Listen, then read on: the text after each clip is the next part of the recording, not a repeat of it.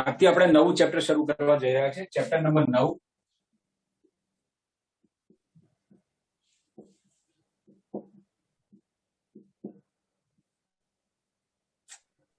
સવર્ગ સંયોજનો. હવે સૌથી પહેલો પ્રશ્ન એ થાય કે ભાઈ સવર્ગ સંયોજનો એટલે સમજુ શું? તો તમને 11મા ધોરણમાં સવર્ગ સહસંયોજક બંધ વિશેનો આવેલો જ હશે. તો સવર્ગ સહસંયોજક બંધ એટલે શું? પહેલા મને એવું કહો જોઈએ બેટા.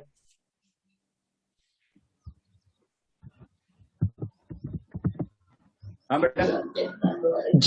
જે બંધમાં બે પરમાણુઓ હોય એમાંથી એક પરમાણુ જાતે જ પોતાની લોન પેર દ્વારા બંધ બનાવે તો એવા બંધને સવર્ગ બંધ સહસંયોજક બંધ કહે. ઓકે, તો જો અહીંયા દાખલા તરીકે નાઇટ્રોજન છે, આ આપણે લખ્યું એમોનિયા, આ છે H+. બેટા H+ માં કેટલા ઇલેક્ટ્રોન? 0. એક પણ નહીં. H+ એટલે એ ઇલેક્ટ્રોન જતો રહ્યો 0. હવે બંધ બનાવવા માટે કેટલા ઇલેક્ટ્રોન જોઈએ?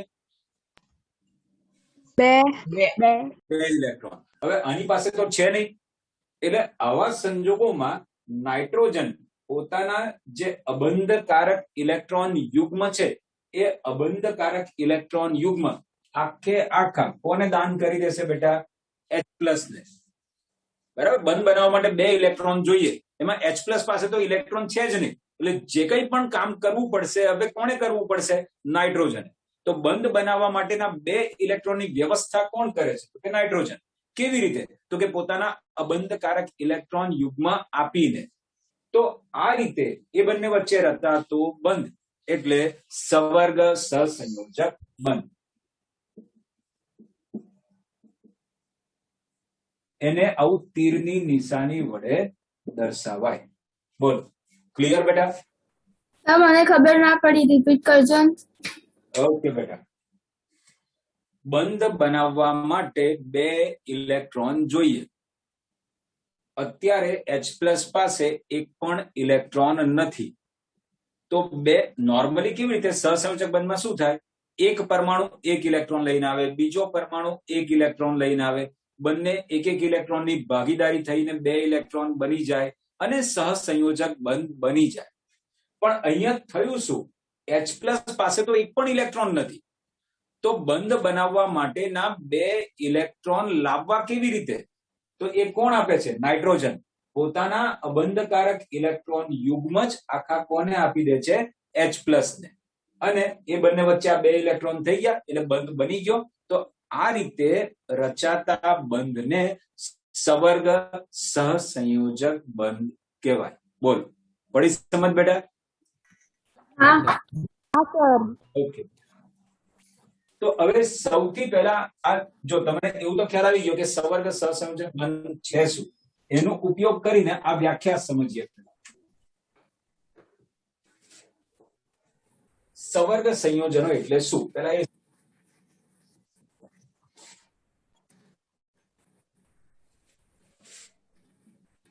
આપણી પાસે સંક્રાંતિ ધાતુનો પરમાણુ કે આયન છે. બેટા સંક્રાંતિ ધાતુ એટલે કઈ ધાતુઓ? D block. બરાબર. ડી બ્લોક એટલે સંક્રાંતિ ધાતુઓ. ઓકે, તો સંક્રાંતિ ધાતુનો પરમાણુ કે આયન એ શું કરશે? નિશ્ચિત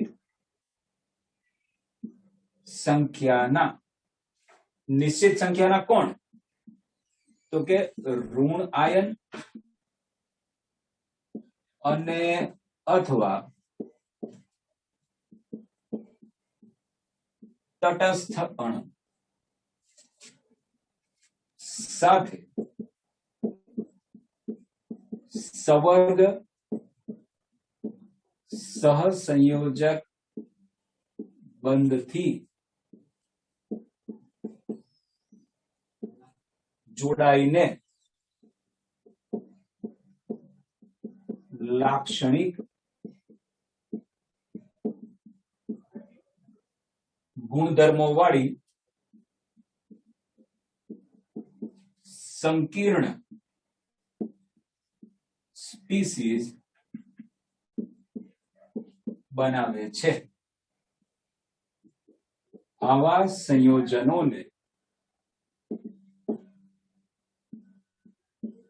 સવર્ગ સંયોજનો કહે છે.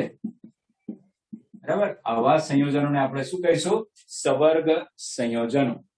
ફરીથી કહું છું, સંક્રાંતિ ધાતુનો કોઈ એક પરમાણુ લઈએ કે આયન, એ આયન શું કરશે તો કે અમુક નિશ્ચિત સંખ્યાના કાં તો ઋણાયન અને અથવા તટસ્થ અણુ. તો આ તટસ્થ અણુ એટલે કેવો હોવો જોઈએ તો કે આ તટસ્થ અણુ પાસે અબંધકારક ઇલેક્ટ્રોન યુગ્મ હોવો જોઈએ. ફરીથી કહું છું, આ તટસ્થ અણુ પાસે શું હોવો જોઈએ? અબંધકારક ઇલેક્ટ્રોન યુગ્મ એ હોવો જોઈએ, તો જ એની સાથે જોડાશે. ભાઈ હવે પ્રશ્ન એવો થાય, મેં લખ્યું છે અને અથવા, એટલે ભાઈ એનો મતલબ શું તો કે એકલો ઋણાયન કાં તો એકલો તટસ્થ અણુ જોડાય કાં તો એક જ ધાતુ આયન સાથે આ બંને જોડાય. સમજ પડી? અને અથવાનો મતલબ સમજી ગયા કે ભાઈ ઋણ આયન અથવા તટસ્થ અણુ એટલે કાં તો ઋણ આયન જોડાય કાં તો તટસ્થ અણુ જોડાય. અને લખું તો ઋણ આયન અને તટસ્થ અણુ, એનો મતલબ એવું થયું એ બંને પેલા સંક્રાંતિ ધાતુના પરમાણુ કે આયન સાથે જોડાય છે.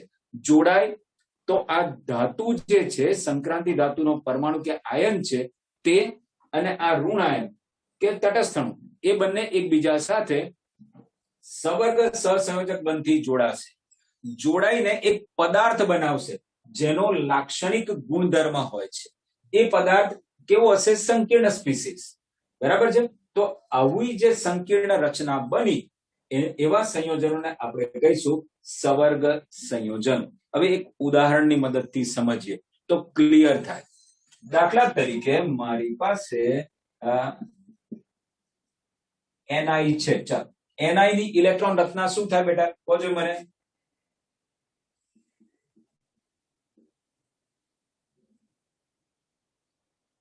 એનઆઈ ની ઇલેક્ટ્રોન રચના બેટા, 1 મિનિટ સર કહીએ. ઓકે.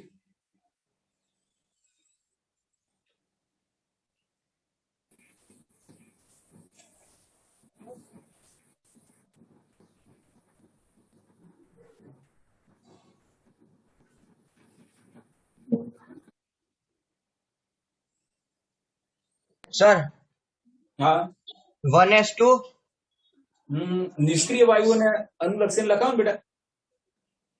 હા,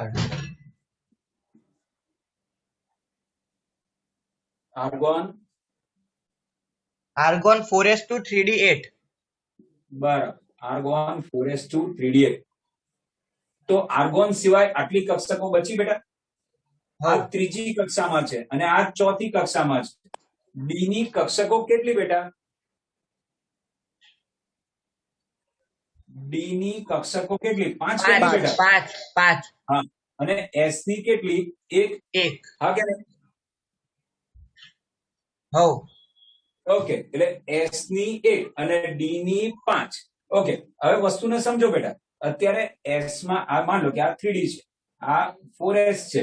હવે આમાં 2 છે એટલે મેં 2 એરો બતાવ્યા. આવી રીતે આમાં 8 છે તો હુન્ડરના નિયમ પ્રમાણે લખું તો 1 2 3 4 5 6 7 અને 8. આવું થઈ ગયું બેટા? હા સર.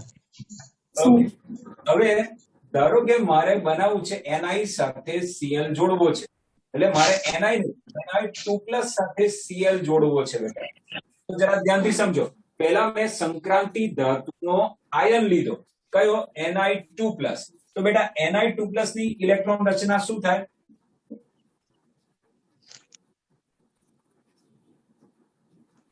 સર 4s ના ઇલેક્ટ્રોન નીકળી જશે. હા, કેમ 4s ના નીકળે બેટા?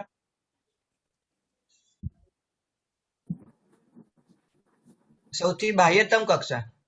Very good. સૌથી બાહ્યતમ કક્ષા છે એ કેન્દ્રથી દૂર છે. દૂર છે એટલે કેન્દ્રનું તેના પ્રત્યેનું આકર્ષણ કેવું હોય? થોડું ઓછું. એવા ઇલેક્ટ્રોન સરળતાથી દૂર થાય. તો ઇલેક્ટ્રોન રચના શું થશે બેટા? Argon 4s0 3d8. હા કે નહીં બેટા? +2 એટલે 2 ઇલેક્ટ્રોન દૂર કરવાના કે નહીં? હા સર. હા સર. ઓકે.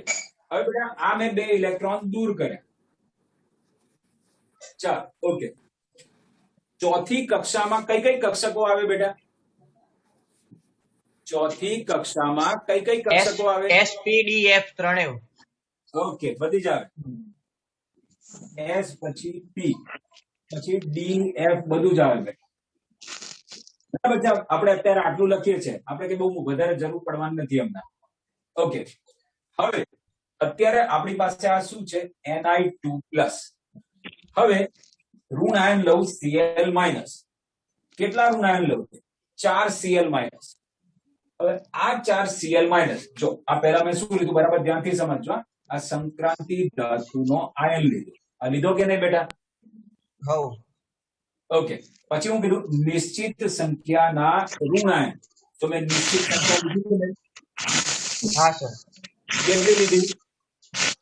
4Cl-. એટલે નિશ્ચિત સંખ્યાનો ઋણાયન લીધો. હવે આ ઋણાયન આ ધાતુના ધનાયન સાથે શું કરશે?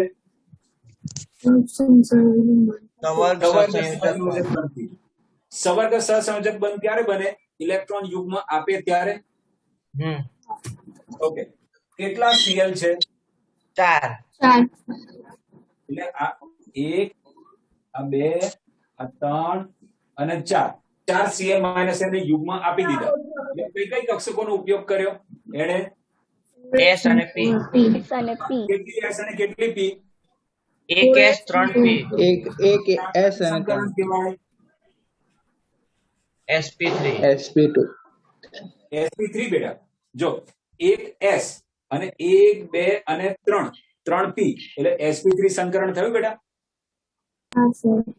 હા સર. તો અહીંયા જો સવર્ગ સહસંયોજક બંધથી જોડાઈ ગયા અને એક નવી સંકીર્ણ સ્પીસીસ બનાવી NiCl4 2-.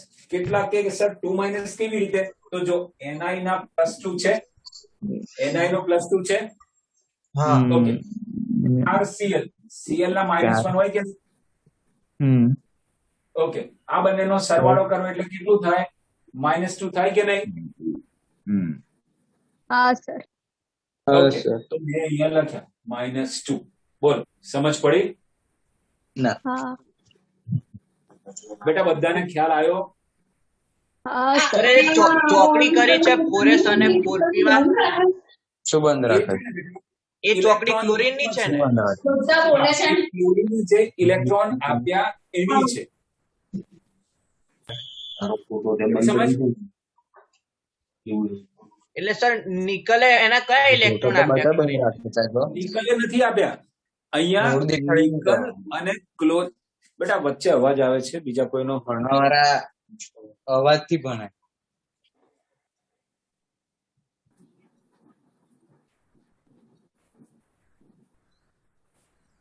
ઓકે.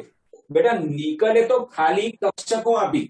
એટલે જ્યારે સંક્રાંતિ તત્વના ધાતુ આયન પાસે ધાતુ આયનની ડી કક્ષકો, એટલે જો કાં તો એમાં 3d 4s 4p અથવા તો 4s 4p 4d આ કક્ષકો ખાલી હોય તો આપણી પાસે ખાલી કક્ષકો પડી હતી. તો ખાલી હોય તો એ કરશે શું? તે ઋણ આયન પાસેથી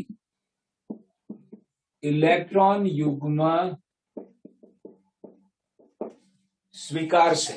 એટલે એણે Cl- પાસેથી ઇલેક્ટ્રોન યુગ્મ સ્વીકાર્યા. એણે તો ખાલી એ ઇલેક્ટ્રોન મૂકવા માટે જગ્યા આપી. તો મેં કીધું કે ધાતુ આયન પાસે કે ધાતુ પરમાણુ પાસે જો આ કક્ષકો ખાલી હોય તો આપણી પાસે આ પહેલા ખાલી કક્ષકો હતી. કક્ષકો ખાલી છે તો એ ખાલી હોય તો શું કરશે? તો કે ઋણાયન પાસેથી ઇલેક્ટ્રોન યુગ્મ સ્વીકારશે. તો અહીંયા કયો ઋણાયન છે? Cl minus. કેટલા છે? 4. તો આ એક Cl માઇનસ એ યુગ્મ આપ્યો, આ બીજા Cl માઇનસ એને યુગ્મ આપ્યો, આ ત્રીજા Cl માઇનસ એ યુગ્મ આપ્યો, અને આ ચોથા Cl માઇનસ એ યુગ્મ આપ્યો. તો એ ઋણાયન પાસેથી ઇલેક્ટ્રોન યુગ્મ સ્વીકારે એટલે કયો બંધ બન્યો કહેવાય? સવર્ગ સહસંયોજક બંધ. કોની વચ્ચે? તો કે ભાઈ આ જે ધાતુ આયન હતો તે અને ઋણ આયન વચ્ચે. બોલો, આટલી સમજ પડી? હા સર. હા સર. સર પણ સીધું Ni2+ છે તો 4 Cl લીધા જ કેમ? 2 લઈને NiCl2 બનાવી દેવાય ને, સાદો બોન્ડ. ઓકે, કેવા બેટા? સવર્ગ સહસંયોજક બંધ. ઓકે, હવે બેટા જો NiCl4 આ સંકીર્ણ છે અને 2 જે કે છે ને બેટા, આ સાદું આયોનિક સંયોજન છે. બરાબર છે? બરાબર. એટલે એક વસ્તુ સમજો બેટા કે એની પાસે બંને પ્રકારના સંયોજનો બનાવવાની તાકાત હોય છે. એ પ્રક્રિયા પરિસ્થિતિ પ્રમાણે જુદા જુદા સંયોજનો બનાવે. આટલી સમજ પડી? હવ. અને સર તમે એક વસ્તુ કીધી હતી કે અબંધકારક ઇલેક્ટ્રોન યુગ્મ હોવું જોઈએ, એટલે આ 3D કક્ષામાં જે એક ઇલેક્ટ્રોન છે એની વાત કરી હતી. ના બેટા, કોનો અબંધકારક ઇલેક્ટ્રોન યુગ્મ? તો કે ભાઈ જો તટસ્થ અણુ આ ધાતુ આયન સાથે બંધ બનાવતો હોય તો, કાં તો આ Cl માઇનસ આ ઋણાયન પણ પોતાનો અબંધકારક ઇલેક્ટ્રોન યુગ્મ આપી શકે, કાં તો માની લે કે આ તટસ્થ અણુ એમોનિયા લો, તો એમોનિયામાં નાઇટ્રોજન પાસે પણ અબંધકારક ઇલેક્ટ્રોન, એટલે જો નાઇટ્રોજનને જોડાવવું હોય, એમોનિયાને જોડાવવું હોય તો એ પણ જોડાઈ શકે, અને Cl માઇનસ જોડાવવું હોય તો એ પણ જોડાઈ શકે. કારણ કે આ બંને ઘટકો એવા છે કે જેની પાસે એક્સ્ટ્રા યુગ્મ પડેલા છે તો બીજાને આપી શકશે. બરાબર બરાબર. બોલ, ક્લિયર બેટા? હવ ક્લિયર. જે બી મનમાં ડાઉટ ઉદ્ભવતા હોય પૂછતો જ રહે. હવ. ઓકે, બીજા બધાને ખ્યાલ આવે બેટા? સંકીર્ણ એટલે શું? ઓકે, તો આ જે સવર્ગ સહસંયોજક બનતી રચાતી જે રચના છે, આ ધાતુ આયન અને ઋણાયન અને તટસ્થ અણુઓ વચ્ચે રચાતી સવર્ગ સહસંયોજક બનતી આ જે રચના બની બેટા, આવી રચનાને કહેવાય સંકીર્ણ. આમ સંકીર્ણનો અર્થ થાય જટિલ. સંકીર્ણનો અર્થ શું થાય? જટિલ. ઓકે, તો આમાં જટિલતા શું છે? તો કે નોર્મલી NiCl2 હોય ને બેટા, તો એમાં આપણે આવું લખતા હોય Ni2+ અને 2Cl માઇનસ. પરંતુ આ એવો પદાર્થ છે કે એમાં રહેલા ઘટકોનું આવા આયનોમાં રૂપાંતર કરી શકાતું નથી. એવી જટિલતા વાળો આ પદાર્થ છે, એને આપણે કીધો સંકીર્ણ. બોલ, ક્લિયર બેટા? હા સર. હા, તો આ નોર્મલ આયનિક પદાર્થ હોય ને બેટા, તો એમના આયનો આવા છૂટા લખી શકાય, પરંતુ આ રીતે જોડાયેલા જે ઘટકો છે એને આયનોમાં ફેરવી શકાતા નથી. બોલો, ક્લિયર? Okay sir. ઓકે, બીજો કોઈ ક્વેશ્ચન? આટલે સુધી ક્લિયર થયું બેટા? હા સર. હા સર. ચાલો ફરીથી જોઈ લઈએ બેટા. આ બહુ સરસ વસ્તુ છે, આપણા માટે એકદમ નવી છે. બરાબર? ઓકે, તો શું કીધું? નોર્મલી એક સાદી વસ્તુ સમજો કે ભાઈ આપણી પાસે કોઈ એક ધાતુ આયન છે કે ધાતુનો પરમાણુ છે. અહીંયા મેં આયન લીધો છે. જો એમાં 3D 4s 4p અથવા તો 4s 4p 4d આવી કઈ પણ કક્ષકો ખાલી હોય ને, તો એ શું કરશે? કાં તો ઋણાયન, કાં તો તટસ્થ અણુ કે જેની પાસે અબંધકારક ઇલેક્ટ્રોન યુગ્મ હોય, જેવો કે એમોનિયા, એની પાસેથી એ શું કરશે? ઇલેક્ટ્રોન યુગ્મ સ્વીકારશે. કોણ સ્વીકારશે? આ ધાતુનો આયન. કોની પાસેથી સ્વીકારશે બેટા? ઋણાયન કાં તો મેં કીધું તટસ્થ અણુ, એની પાસેથી ઇલેક્ટ્રોન યુગ્મ સ્વીકારીને એની સાથે કયો બંધ બનાવે બેટા? સવર્ગ સહસંયોજક. આમ ધાતુ આયન અને ઋણાયન કે તટસ્થ અણુ એ બંને વચ્ચે સવર્ગ સહસંયોજક બંધ બન્યું, અને આ રીતે બનતી જે રચના છે એને કહેવાય સંકીર્ણ સ્પીસીસ. આ રીતે બનતી રચનાને શું કહેવાય? સંકીર્ણ સ્પીસીસ. અને આવા સંયોજનોને સવર્ગ સહસંયોજક બંધથી રચાયેલા છે એટલે કીધા સવર્ગ સંયોજન. બોલો, ક્લિયર? હા સર. હા સર સર. આમાં 4 CL આયા પણ એની જગ્યાએ 3 CL પણ આવી શકે ને, કેમ કે એને તો ખાલી ઇલેક્ટ્રોન મૂકવા છે નિકલના ઓકે કક્ષકોમાં. ઓકે બેટા, હવે સમજ.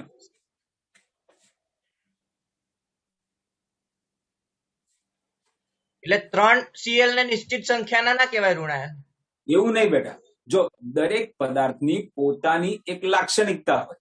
એટલે નોર્મલી વ્યવહારમાં જ્યારે જુદા જુદા આવા સંકીર્ણ સંયોજનો બનાવે ને, તો એમાં કાં તો 4 બંધ ધરાવતા કાં તો 6 બંધ ધરાવતા સંયોજનો જોવા મળ્યા.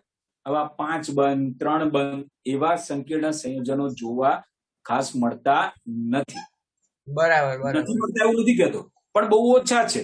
મોટા ભાગના સંકીર્ણ સંયોજનોમાં કાં તો 4 સવર્ગ સહસંયોજક બંધ બનેલા હોય છે, કાં તો 6. એમાં આ એનઆઈ વાળાની લાક્ષણિકતા કેવી છે? કાં તો 4 કાં તો 6 બંધ બનાવે છે. એટલે એ 3 ને 5 ને એવા બનાવતો નથી. બોલો, ક્લિયર? બરાબર. એ દરેક પદાર્થની પોતાની હેલો સર. લાક્ષણિકતા છે. હા, સર ધન આયન ના બની શકે? કોણ બેટા? હવામાં હા, સવર્ગ સંયોજન બંધ છે એમાં ધન આયન ના બની શકે? સમજો ને, સવર્ગ સહસંયોજક બંધમાં ધનાયન બની શકે એટલે ધનાયન જોડાઈ શકે એવું? સર હા એવું કહું છું. એટલે મેં એવું કીધું કે આ ઋણ આયન અને તટસ્થ અણુ જોડાય એટલે? હા એટલે ઓકે. એવા ધનાયન ધરાવતા કેટલાય છે બેટા. દાખલા તરીકે NO+. આમાં ભલે માન લો કે નાઇટ્રોજન પાસે આ બંધકારક ઇલેક્ટ્રોન યુગ્મ હોવાનું ને, હા કે નહીં? હા હા હા આવા કેટલાક ધનાયન વાળા ઘટકો પણ છે કે જે અબંધકારક ઇલેક્ટ્રોન યુગ્મ આપી શકે છે. એટલે એવા હોય છે, ધનાયનો પણ જોડાતા હોય છે, પણ એવા હા. બહુ જ ઓછા છે બેટા, બહુ જ ઓછા. પડી સમજ? હા ઓકે, ચાલો બીજું કઈ મગજમાં આવતું પૂછો. પતી ગયું. ઓકે, ક્લિયર થયું બેટા હવે આખું આ? હા સર.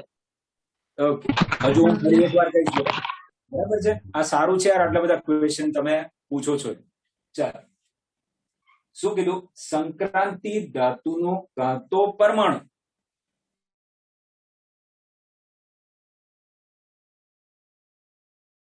નિશ્ચિત સંખ્યા એ ધાતુની જેવી લાક્ષણિકતા બેટા, તો એ નિશ્ચિત સંખ્યાના કાં તો ઋણાયન કાં તો તટસ્થ અણુ કાં તો બંને એની સાથે સવર્ગ સહસંયોજક બંધથી જોડાઈને એક આવી લાક્ષણિક ગુણધર્મો વાળી એક સ્પીસીઝ બનાવશે. એ સ્પીસીઝ એ સંકીર્ણ સ્પીસીઝ, અને આવા સંયોજનોને આપણે કહીશું સવર્ગ સંયોજનો. બોલો, ઠીક છે? હા સર. ઓકે.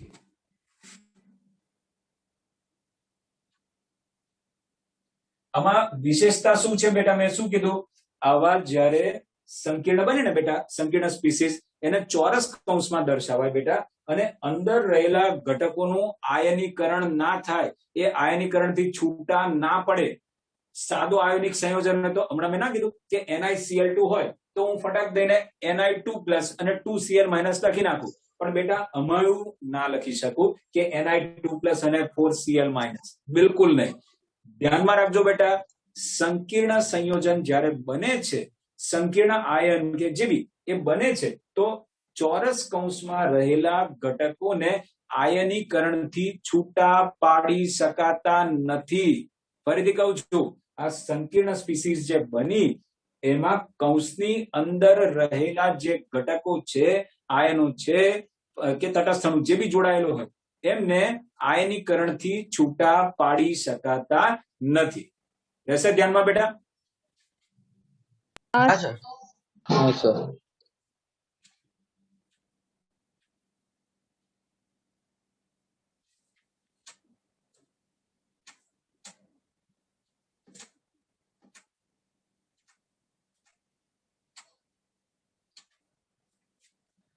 હવે મનમાં એવો પ્રશ્ન આવે કે આવો આઈડિયા કઈથી આવ્યો કે આવા ટાઈપની પણ કોઈક વસ્તુઓ બને છે, ખરું કે નહીં? એવું મનમાં વિચાર તો આવ્યો ને કે આવું સૌથી પહેલા આવો કોને વિચાર આવ્યો હશે કે આવા સંયોજનો પણ બની શકે?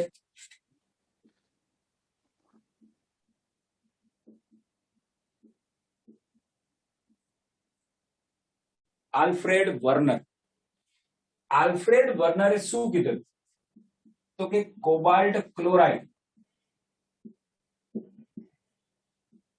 અને એમોનિયા આ બંને વચ્ચે પ્રક્રિયા કરાવીને જુદા જુદા સંયોજનો મેળવ્યા.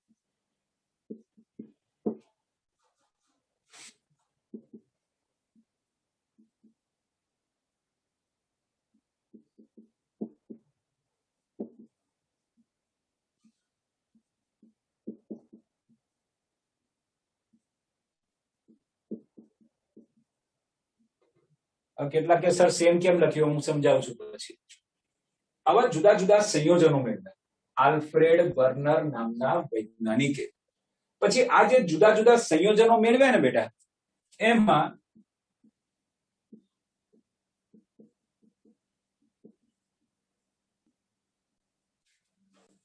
આ એક નમૂનો, આ બીજો નમૂનો, આ ત્રીજો નમૂનો અને આ ચોથો નમૂનો, આ ચારે ચાર જુદા જુદા નમૂનામાં એમણે વધુ પ્રમાણમાં AgNO3 ઉમેરી દીધો અને પછી અવલોકન કરી. અવલોકન કરતા એવી ખબર પડી કે અહીંયા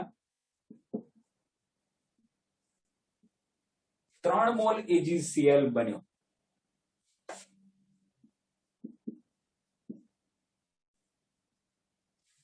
અહીંયા 2 મોલ AgCl બન્યો.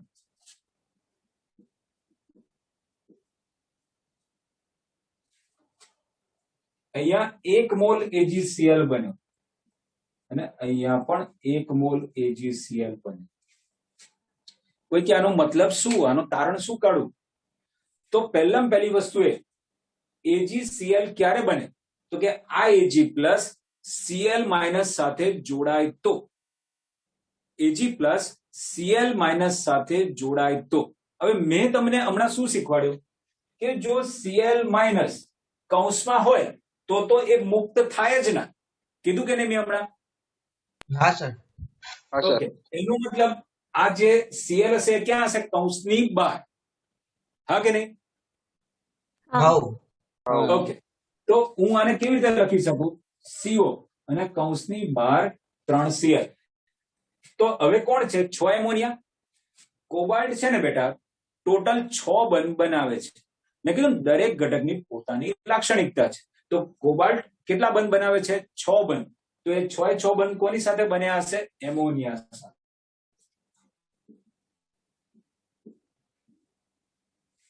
તો આવો વિચાર આવ્યો. અહીંયા કેટલા AgCl બન્યા? 2 મોલ. 2. મતલબ કેટલા Cl માઇનસ બહાર હશે? 2. ઓકે, તો CO તો 6 બંધ બનાવે છે. તો કોની કોની સાથે બનાવશે? 5 એમોનિયા અને 1 Cl. થઈ ગયા ને? 6 બંધ, 1 Cl સાથે અને 5 એમોનિયા સાથે. સર આ મીટિંગ નો ટાઈમ પતવા આવ્યો. એવું છે? Okay okay okay. 1 મિનિટ કરતા ઓછી.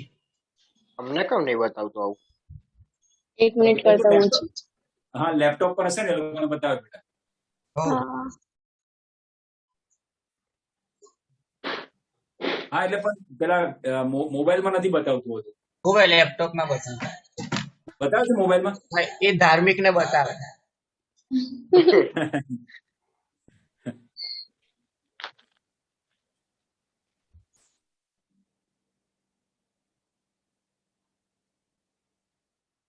કશું નહીં સર. ઓકે ફાઇન, ચાલ. હવે બેટા તો આમાં કેવી રીતે લખું? 1 જ મોલ AgCl બને છે, એનો મતલબ કેટલા Cl બહાર હોવા જોઈએ? 1. તો કૌંસની બહાર 1 Cl લખું. અંદર કોબાલ્ટ સાથે કેટલા બંધ બનવા જોઈએ? Cl2 બે Cl ના 4 NH3 ના. બિલકુલ. એટલે COCl2 NH3 4. એગ્રીડ બેટા? Yes sir. ઓકે. અને એવું છેલ્લામાં કેટલું આવશે બેટા? બોલો. ઉપર જેવું જ ને, છેલ્લાથી ઉપર જેવું જ. હા, એના જેવું જ આવે બેટા. ઓકે. હા, તો આ બધા સંયોજનોનો જ્યારે અભ્યાસ કર્યો, કોણે અભ્યાસ કર્યો બેટા? આલ્ફ્રેડ વર્નરે. શેનો અભ્યાસ કર્યો? તો કે ભાઈ આ અવક્ષેપ મળ્યાથી એનો, પછી એની વાહકતાનો, એના સમઘટકોનો, આ બધાનો અભ્યાસ કર્યો. શેનો બેટા?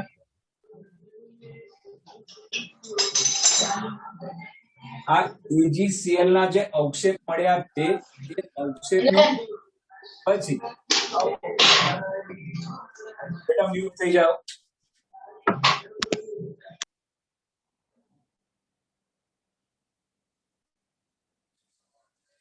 ઓકે.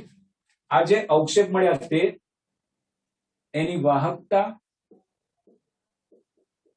અને સમઘટકો, આ બધાનો અભ્યાસ કર્યો. અને એ અભ્યાસને અંતે એમણે એવું કીધું કે આપણો જે આ ધાતુ હોય ને, આ ધાતુ એ બે પ્રકારની સંયોજકતા ધરાવે. એ કેટલા પ્રકારની સંયોજકતા ધરાવે? બે.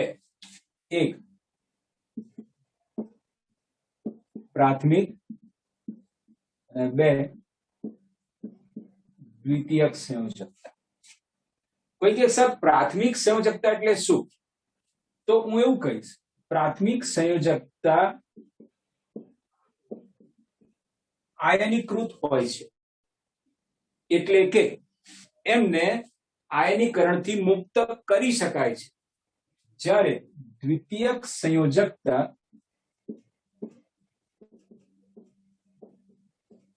બિન આયનીકૃત હોય છે, એટલે કે એમને આયનીકરણથી મુક્ત કરી શકાતા નથી. ફરીથી કહું છું, એમણે શું કીધું? પ્રાથમિક સંયોજકતા આયનીકૃત એટલે શું? તો આયનીકરણ કોનું થાય છે? કૌંસ અને કૌંસની બહાર જે હોય છે તેનું. હા કે નહીં? હા સર. આનું મારે આયનીકરણ કરવું હોય તો કેવી રીતે કરવું બેટા? જરા જુઓ અહીંયા.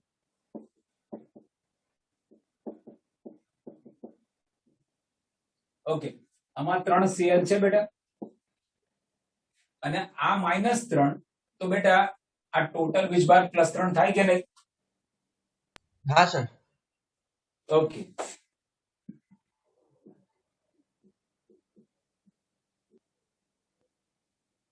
આવી રીતે આયનીકરણથી મુક્ત કરી શકાય. તો પ્રાથમિક સંયોજકતાથી કોણ જોડાય બેટા? કૌંસ અને કૌંસની બહાર વાળા. આટલી સમજ પડી? હા સર. ઓકે. તો દ્વિતીયક સંયોજકતાથી કોણ જોડાય? તો કે દ્વિતીયક સંયોજકતા બિન આયનીકૃત, એટલે કે એનું આયનીકરણ ના થાય. તો મેં તમને શું શીખવાડ્યું? કોનું આયનીકરણ ના થાય? જે કૌંસની અંદર છે તે. તો કૌંસની અંદર કોણ છે? CO ની સાથે Cl2 અને NH3. તો આ બધાનું આયનીકરણ ના થાય એટલે હું એવું કહીશ કે અહીંયા ધાતુ આયન સાથે આ ઋણાયન કાં તો તટસ્થ અણુ એ દ્વિતીયક સંયોજકતાથી જોડાયેલા છે. આટલી સમજ પડી? હા સર. હા સર. ચાલો ફરીથી લખો અહીંયા. K4FeCN6. હવે બેટા આમાં મને કહો, પ્રાથમિક સંયોજકતાથી કોણ જોડાયેલું? K4. હા, એટલે શું કહેવું? કૌંસ અને કૌંસની બહારનું આયન. હા કે નહીં બેટા? હા. ઓકે. દ્વિતીયક સંયોજકતાથી કોણ જોડાયેલું છે? Fe અને Cn. Fe અને Cn. બસ આટલી વસ્તુ ધ્યાનમાં રાખવાની. પ્રાથમિક સંયોજકતાથી કોણ જોડાયેલું છે? K4K અને બીજા FeCN6 નું ઋણાયન. હા, તો આ બંને પ્રાથમિક સંયોજકતાથી જોડાયેલા છે. દ્વિતીયક સંયોજકતાથી કોણ જોડાયેલું છે? Fe અને Cn. બિલકુલ, Fe અને Cn. બેટા આ Cl કેવો છે? ઋણાયન છે કે તટસ્થ અણુ છે? ઋણાયન. ઋણાયન. એમોનિયા કેવો, ઋણાયન કે તટસ્થ અણુ? તટસ્થ. તટસ્થ અણુ. તો બેટા આ જે ઋણાયન અને તટસ્થ અણુ કે જે આ ધાતુ સાથે સવર્ગ સહસંયોજક બંધ બનાવે છે એને શું કહેવાય? Ligand. લિગેન્ડ. ક્લિયર? એટલે સર કોણ આ કોબાલ્ટ છે લિગેન્ડ કે બીજા છે? ના બેટા નહીં. મેં શું કીધું?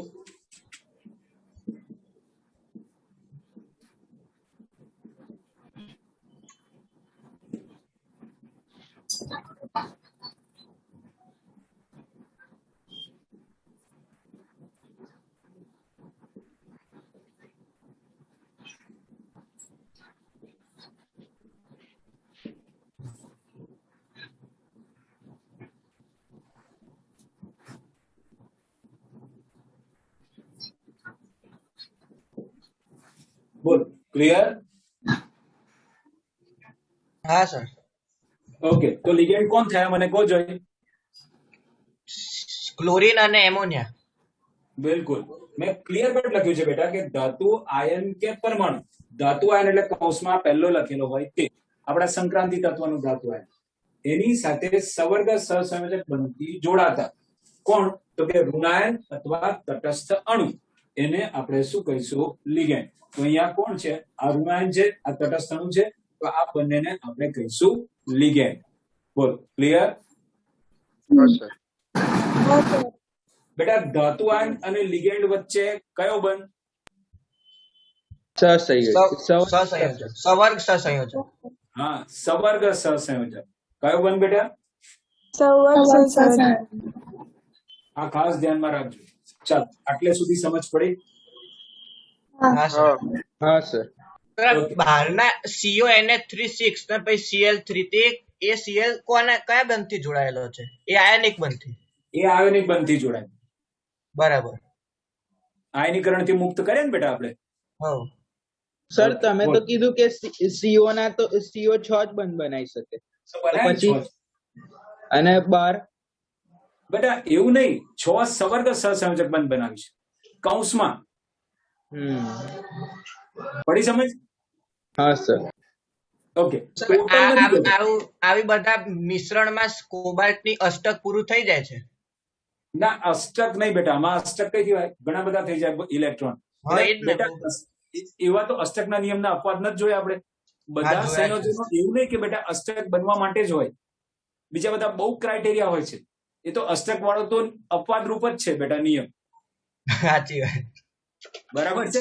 તમે રાસાયણિક બંધનમાં ભણ્યા હશો બેટા કે એક થિયરી ના મજાય તો કે ચાલો ભાઈ હવે સંયોજકતા બંધનવાદ. સંયોજકતા બંધનવાદમાં તકલીફ પડી તો કે ચાલો ભાઈ આણ્વીય કક્ષકવાદ. ખરું કે નહીં? હવ.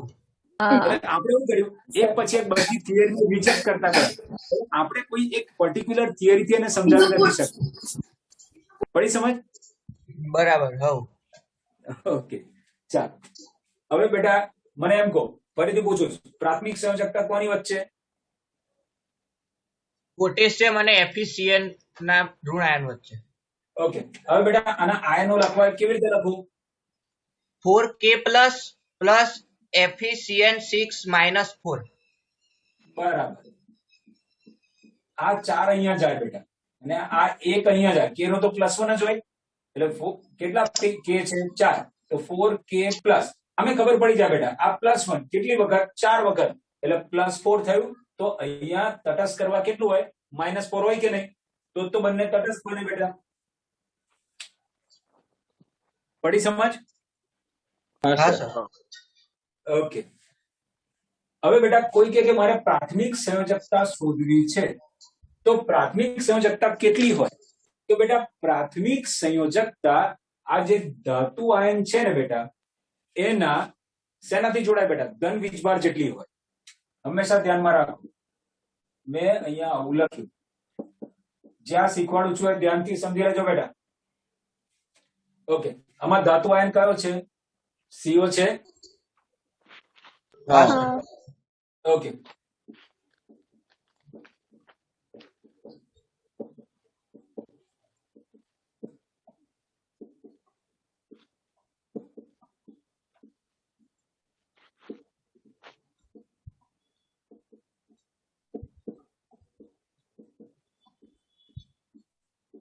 બસ આટલી વસ્તુ મગજમાં રાખવાની. તો કોઈ એક સર ધન વીજભાર કેવી રીતે શોધવું? બહુ આસાન. ચાલો CO. એમોનિયા કેટલા દેખાય બેટા? 6. એમોનિયા ઉપર વીજભાર કેટલો હોય?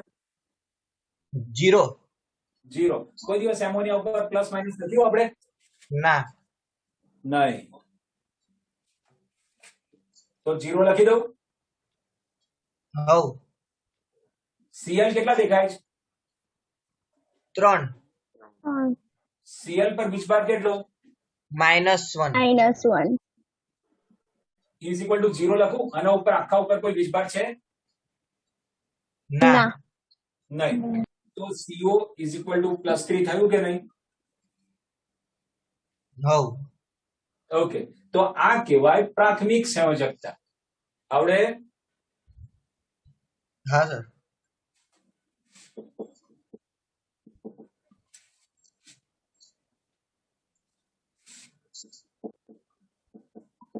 ચાલો અહીંયા મને ગણાવો બેટા. આ K કેટલા છે? 4. 4. K નો વીજભાર કેટલો? +1. Fe ધાતુનો શોધવાનો.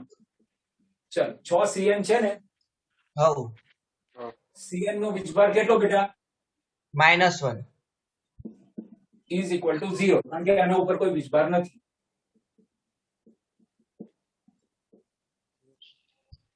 તો આ થઈ એની પ્રાથમિક સંયોજકતા. બોલો ક્લિયર? હા સર. હા સર. હવે મારે દ્વિતીયક સંયોજકતા જોવી છે. તો દ્વિતીયક સંયોજકતામાં આ ધાતુ સાથે કેટલા બંધ બને છે ગણી લો. આ ધાતુ સાથે કેટલા બંધ બન્યા? 6. તો દ્વિતીયક સંયોજકતા 6. આટલી સમજ પડી? બરાબર. હા સર. આમાં દ્વિતીયક સંયોજકતા કેટલી? 6. 6. કારણ કે Fe સાથે કેટલા બંધ બન્યા? 6 Cn સાથે બંધ બન્યા એટલે 6 બંધ બન્યા એટલે દ્વિતીયક સંયોજકતા 6. આટલી સમજ પડી? હા સર. હા સર. મને કહો જોઈ આમાં દ્વિતીયક સંયોજકતા કેટલી? 6. કેવી રીતે? Cl ના 2 ને એમોનિયા ના 4. ઓકે. એટલે ટોટલ 6 બંધ બને છે એટલે દ્વિતીયક સંયોજકતા 6 કહેવાય. બોલો આટલું ક્લિયર? હા સર. હવે બેટા જે દ્વિતીયક સંયોજકતાની સંખ્યા આવે છે ને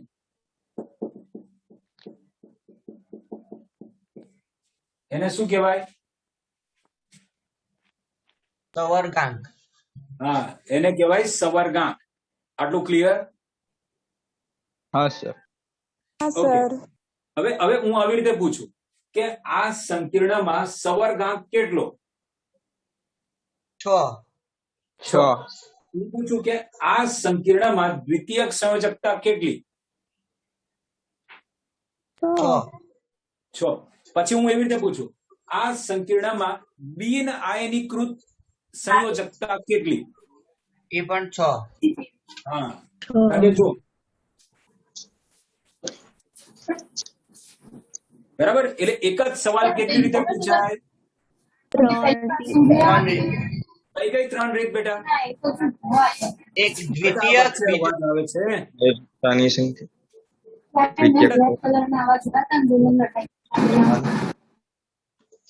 બેટા માન લો કે જેને ત્યાં થોડો વધારે અવાજ આવતો હોય ને તો એ હમણાં ટેમ્પરરી મ્યુટ થઈ જાય બેટા. કારણ કે પછી રેકોર્ડિંગમાં તકલીફ પડે બેટા. બરાબર. એટલે થોડુંક ધ્યાન રાખજો બેટા. ચાલો અહીંયા ધ્યાન રાખો. શું કીધું? કઈ 3 રીતે કીધું? એક સર્વગાંક, બીજી દ્વિતીયક સંયોજકતા અને ત્રીજી બિન આયનીકૃત.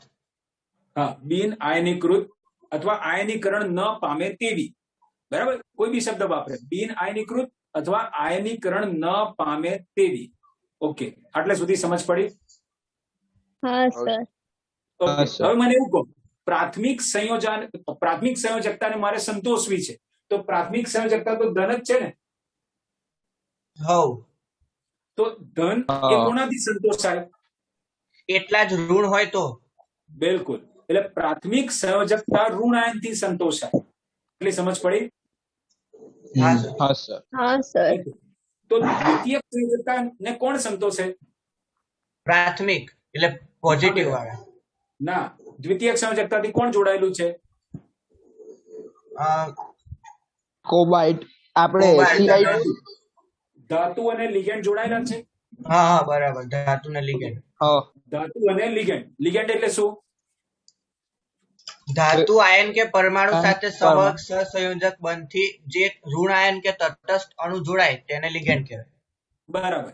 તો દ્વિતીયક સંયોજકતા કોનાથી સંતોષાય? લિગેન્ડથી. હા બરાબર બરાબર. પડી સમજ? પ્રાથમિક હા. સંયોજકતા કોનાથી સંતોષાય?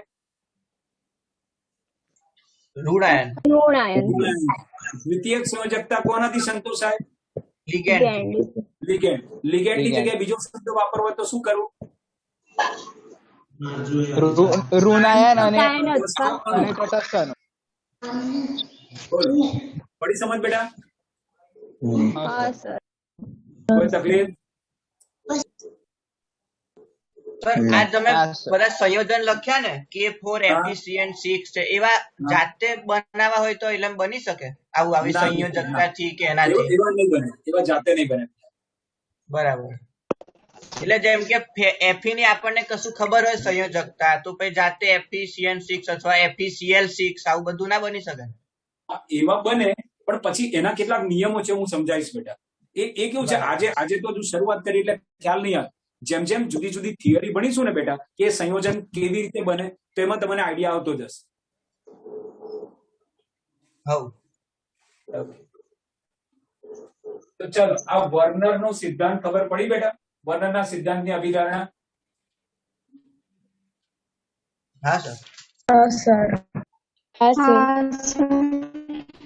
ઓકે. વર્નર શું કહે છે? ધાતુ આયન કેટલા પ્રકારની સંયોજકતા ધરાવે? બે બે. પ્રકારની. બે પ્રકાર બે પ્રકારની. કઈ કઈ? પ્રાથમિક અને પ્રાથમિક અને દ્વિતીયક. પ્રાથમિક અને દ્વિતીયક ઓકે. પ્રાથમિક સંયોજકતા કેવી? આયનીકૃત. હા, એટલે પ્રાથમિક સંયોજકતાથી જોડાયેલા ઘટકોનું આયનીકરણ થઈ શકે છે. ઓકે. દ્વિતીયક સંયોજકતા એટલે શું પહેલા બેટા? એ કેવી એમ? બિન આયનીકૃત. દ્વિતીયક સંયોજકતાથી કોણ જોડાય? ધાતુ અને લિગેન્ડ. બરાબર. ધાતુ અને લિગેન્ડ. લિગેન્ડ એટલે શું? ઋણ આયન ઋણાયન કે અથવા તટસ્થ અણુ. તટસ્થ અણુ. ઓકે. પ્રાથમિક સંયોજકતા કોના વડે સંતોષાય? ઋણાયન. ઋણ આયન વડે પ્રાથમિક સંયોજકતા કોને સમાન?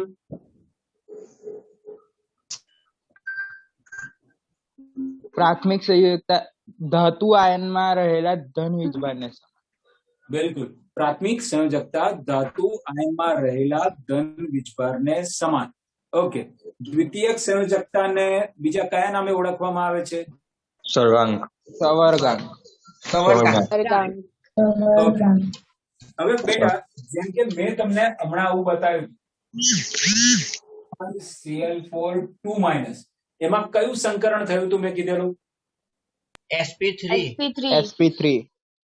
sp3. તો બેટા, આ બધા જે આયનો છે, સમૂહો છે, એ જ્યારે ધાતુ સાથે જોડાય ને, બરાબર, અમુક ચોક્કસ સંખ્યામાં જોડાય. મેં તમને કીધું ને, કાં તો 4 છે, 6 છે, એવી જુદી જુદી ચોક્કસ સંખ્યામાં જોડાય. જોડાય એટલે જુદી જુદી અવકાશીય ગોઠવણી બને કે નહીં? હા સર. હા. દાખલા તરીકે જો ni સાથે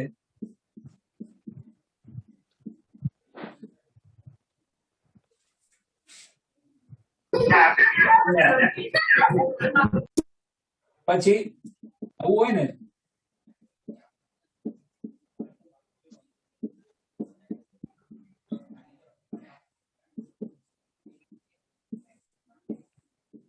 ઓકે, આ કેવી રચના કહેવાય બેટા? સમચતુષ્ફલકીય. સમચતુષ્ફલક. ઓકે. અને આ કેવી છે? સમતલ્ય ચોરસ. સમતલીય. એટલે એનો મતલબ એવો થયો બેટા કે જ્યારે આ બધા લિગેન્ડ ધાતુ સાથે જોડાય છે, તો એ જુદી જુદી અવકાશીય ગોઠવણી વાળી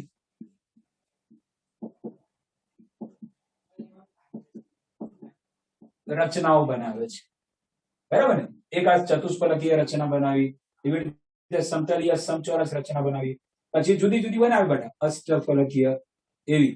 તો આ બધી જે રચનાઓ બને છે ને જુદી જુદી અવકાશીય ગોઠવણી વાળી રચનાઓ, એને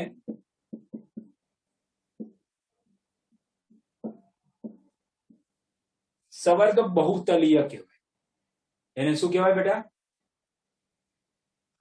વર્ગ બહુતલ. હા, ઓકે. સવર્ગ બહુતલીય તરીકે ઓળખવામાં આવે છે આ જુદી જુદી રચનાઓને. આ જુદી જુદી રચનાઓ છે એને સવર્ગ બહુતલીય તરીકે ઓળખવામાં આવે છે. બોલો, આટલું ક્લિયર? હા સર. સર આમાં Ni અને Cl ના બોન્ડમાં કોઈ એરો કેવું નહીં બતાવવાનું? સવર્ગ સંયોજન. અરે બતાવી દે બેટા, બરાબર. ક્લોરીન પોતાના ઇલેક્ટ્રોન નિકલમાં નાખ્યા છે એટલે આ બાજુ કર્યો ને? હા, આપણને ખબર છે કે દાતા પરમાણુ કોણ છે? Cl. કોને આપે છે? Ni ને. એટલે એના તરફ એરો બતાવીશું. બરાબર. ક્લિયર? ઓકે. હવે બેટા આ જે K4FeCN6 મેં આવું લખ્યું, પછી બીજું આવું લખ્યું, તો આ જે કૌંસની બહાર રહેલા આયનો છે ને,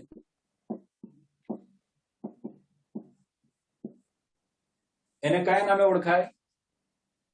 પ્રત્યાયન. પ્રત્યાયન. બોલો, આ બધા શબ્દો ખબર પડી?